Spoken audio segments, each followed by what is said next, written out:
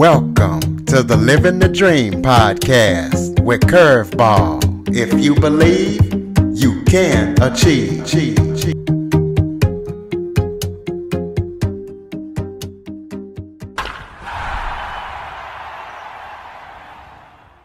Welcome to the Living the Dream with Curveball podcast, a show where I interview guests that teach, motivate, and inspire. Today, I am joined by author, questioner, and lifelong learner, Robert Maiolo. Robert believes that people have the answers to their problems more than they give themselves credit for, and he is interested in all of the steps in life's journey. So we're going to be talking to him about his writings and what a questioner he is. So, Robert, thank you so much for joining me today. Thank you for having me. Appreciate you having me on. Why don't you start off by telling everybody a little bit about yourself? Yep. So hi everyone. My name's Robert. I live in Toronto, Ontario, Canada. I have my whole life. I'm an author. I wrote the book with no answers. It's available on Amazon, and essentially, what the book is about is kind of like how Curtis was alluding to. It's a book full of questions, and that kind of came about throughout my career. I worked at a bank for, let's call it, 10 years, and I used to do talks in front of my colleagues at our town halls, and one of the times I was asked to go on stage was to motivate my colleagues to be better at their roles. And I had no clue how to do that. But what I did, or what I was able to do rather, was ask them a bunch of questions that they could then take away throughout their day, throughout their career, and maybe find some of their own answers that um, might help them find some answers to their life rather than me just telling you, hey, do this, do that. So that sparked the idea for the book. It took me 7 years to write the book, but it sparked the idea of, hey, listen, maybe people have more answers to their problems in life. They just might not be asking themselves the right questions. So that's kind of where the premise of the book came from, and that's kind of that's kind of what I spent a lot of my time talking about and coming to podcasts like this and trying to spread the word. So you say that you are a questioner. Explain to people what a questioner is. No, I think I kind of always took it for granted and I thought everyone was like this. That's why I never thought it was anything unique. But as I go through life, I realize that there's a lot of people who don't question anything. A lot of people just wake up, show up, do what they got to do, go home. They never really ask themselves questions as to, why am I here? Why am I doing this? What is this for? Is there something else I should be doing? Those types of things. So, to me, a questioner is just someone who asks questions about not only the actions they're taking and the things they do, but the meaning as to why they're here, what it is that they should be doing on their time in this planet, and just trying to add a little bit more depth and context to their life rather than just showing up and doing A, B, and C and going to bed and doing the same thing the next day. Well, what do you feel is the best way to go about self-discovery? I think I think the best way to go about self-discovery is to ask yourself questions about the things that you're interested in about yourself. So if you're interested in figuring out who you are and why you're here, then I think sitting around by yourself with maybe a piece of paper and a pen and asking yourself questions like, what do I care about? What do I offer to the world? What have I been through that not many other people have been through? What do I want people to know about me? And I think that will allow you to start to find some depth and some meaning into the larger who am I question. Because if you sit around and you ask yourself, who am I? It's a big question to ask and it's difficult to find an answer to. But if you're able to find smaller, easier to digest questions that you can tackle, it allows you to find some answers to easier questions, which you can then snowball into larger things. So if you're trying to go about self-discovery, kind of you can read books and listen to great podcasts like this and try and take some answers from other people, but a lot of advice and answers from other people is based off their life and their experiences and their past and their capabilities and all those sorts of things. So if you want to do self-discovery, meaning discovering who you are, then you have to spend a lot of time with yourself. And I think a great way to go about it is to just ask yourself some difficult and sometimes not fun questions, and to be super honest with yourself about what those answers might be. Well, speaking of self-discovery, another self-discovery question, what do you feel that people struggle the most when it comes to self-discovery? They focus on who they wish they were or who they thought they were and not who they actually are. So when I went through this process, so the process I go through in the book, I went through myself. That's how it all came about. And when I went through the process and asked myself, who am I and what do I care about and what do I offer to the world and what have I been through and what do I want people to know about me? Sometimes I wasn't super thrilled with the answers I came up. And when I went even further along in my self-discovery journey of not only who do I want, not only who am I, but who do I want to be, I also wasn't thrilled with those answers either. And then it got even worse when I tried to figure out, okay, how am I going to get there? How am I going to make steps in my life? How am I going to find meaning? Again, I wasn't super thrilled with what some of the answers are. So I think where people go wrong or get hung up is they spend time with trying to figure out who they wish they were as opposed to understanding who they are because you can't get anywhere if you don't know who you are. And I think, if someone were to ask, where do people go wrong in self-discovery? It's don't be whimsical, don't be oh, I think I'm this or I'm this person 10% of the time, so that means that's who I am all the time. Just being super honest with yourself, super, super honest with yourself, I think is where some people can kind of struggle in their self-discovery journey. Well, I know I was looking through your bio and you talk about how questions are important. So from your perspective, explain why you think questions are so important. I think questions are important for a few reasons. First of all, I think they're fun. I think they just add like an exciting element to your life rather than, like I said before, rather than just like stumble day by day, run through your life.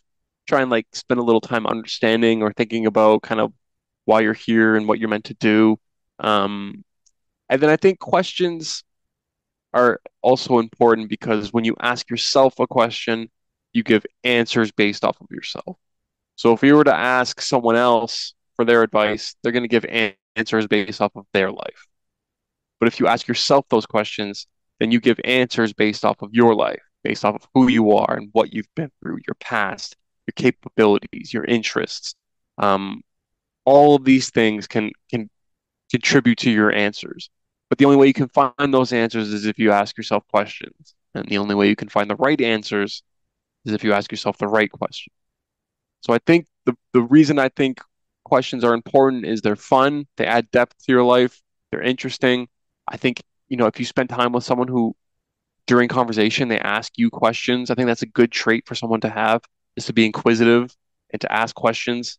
And more importantly, it allows you to find answers tailored specific to your life. So what are some of your favorite questions?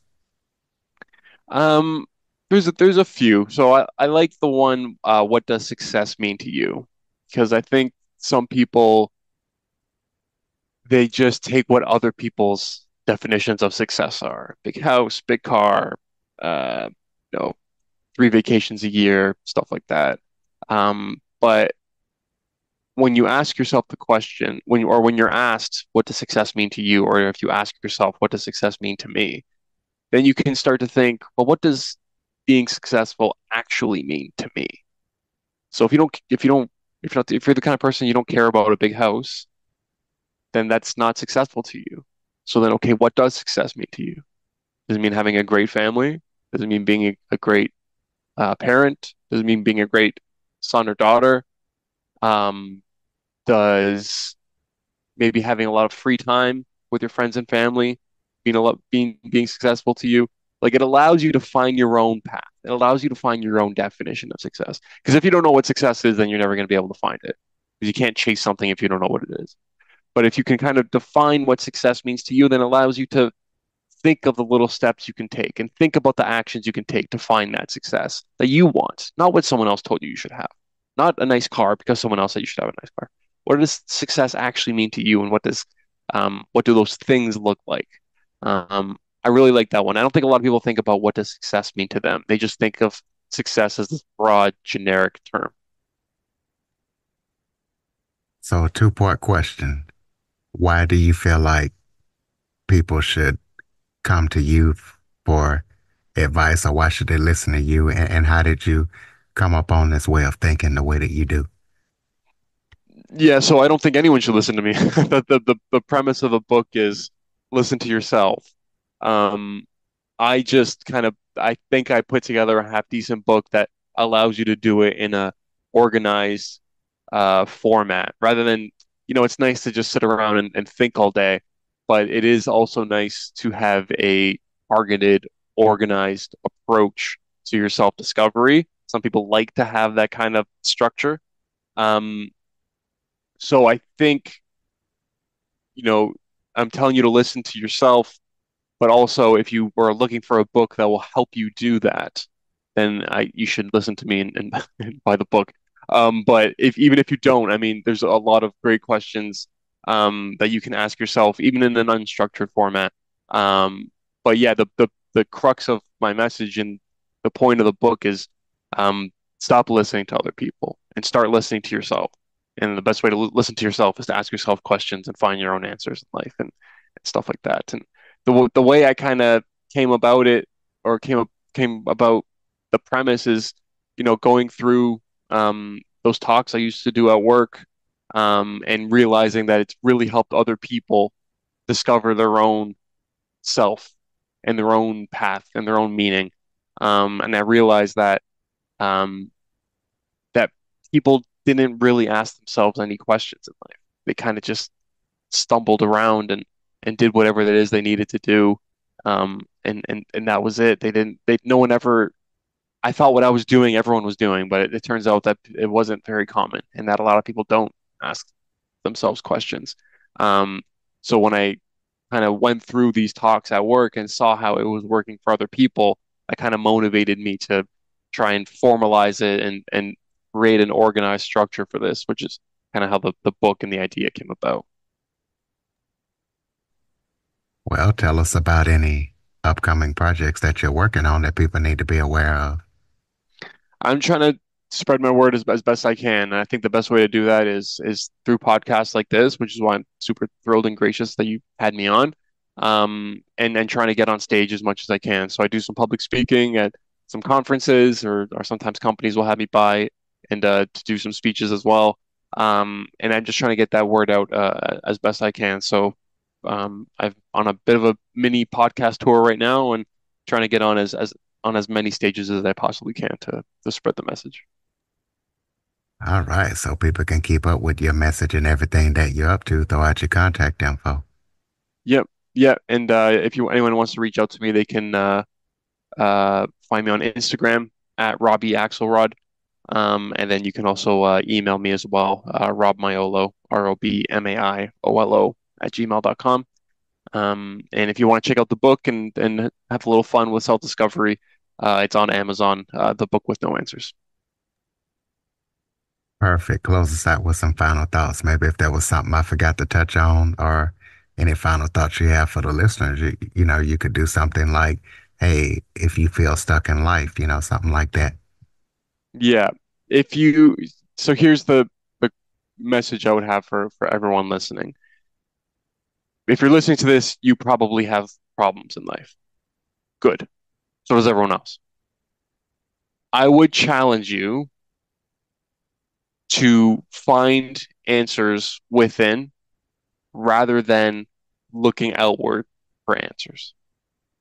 I would challenge you to find a way to find some answers internally to your own problems in life. And I would bet you probably have more answers to the question to the problems and questions in your life than you give yourself credit for. And I think the best way to go about that is to ask yourself some questions. Questions like, who am I? Who do I want to be? How am I going to get there? How am I going to stay on track? Those types of roadmap and life journey type questions. And I would also encourage you to start small. If you ask yourself, who am I? You might get stuck. But again, you can ask yourself questions like, what do I care about? What do I offer to the world? What have I been through that not a lot of other people have been through? That can help you with the who am I question. And if you're struggling with the who do I want to be question, again, I would encourage you to ask smaller, more digestible questions, such as what does success mean to you? What do you want your legacy to be? What do you want your life to look like 10 years from now? What's something that you went through that you don't want other people to go through? These are smaller, easier to answer questions that will work up to help answer the larger who do I want to be question. So to the people listening, if you're stuck, I challenge you to stop looking outwards, start looking inwards for some answers and guidance in life. And I would highly recommend using questions as the vessel to make that happen. And again, if you're looking for a structured way to do that, I wrote a book, but you don't have to read the book to do it. You can just sit around and ask yourself some deep, meaningful questions that I'm sure you've always wondered about and start working through what those answers will be. All right, ladies and gentlemen, there it is, Robert Maiolo. Please be sure to follow, rate, review, share this episode to as many people as possible. Check out everything that he's up to. Pick up the book, share it around.